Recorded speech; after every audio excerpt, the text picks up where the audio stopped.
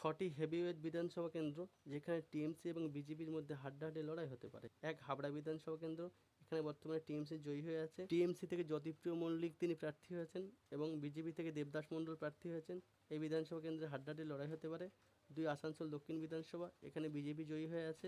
BJP থেকে অগ্নিমিত্রা পল প্রার্থী হয়েছেন। টিএমসি থেকে তাপস ব্যানার্জি প্রার্থী হয়েছেন। এই বিধানসভা কেন্দ্রে হাড্ডাহাড্ডি লড়াই হতে পারে।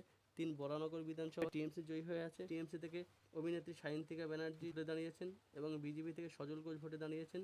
দুজনে হেভিওয়েট, এখানে হাড্ডাহাড্ডি লড়াই হতে পারে। চার, শিবপুর বিধানসভা কেন্দ্র, এখানে টিএমসি জয়ী হয়ে আছে। টিএমসি থেকে রানা চ্যাটার্জি তিনি ভোটে দাঁড়িয়েছেন এবং বিজেপি থেকে রুদ্রনীল ঘোষ ভোটে দাঁড়িয়েছেন, এখানে হাড্ডাহাড্ডি লড়াই হতে পারে। পাঁচ, নন্দীগ্রাম বিধানসভা, এখানে বিজেপি জয়ী হয়ে আছেন। বিজেপি থেকে শুভেন্দু অধিকারী তিনি ভোটে দাঁড়িয়েছেন এবং টিএমসি থেকে পবিত্র কর তিনি ভোটে দাঁড়িয়েছেন। এই বিধানসভা কেন্দ্রে হাড্ডাহাড্ডি লড়াই হতে পারে। ছয়, ময়না বিধানসভা কেন্দ্র, এখানে বিজেপি জয়ী হয়ে আছে। বিজেপি থেকে অশোক দিন্দা তিনি ভোটে দাঁড়িয়েছেন, চন্দন মণ্ডল ভোটে দাঁড়িয়েছেন।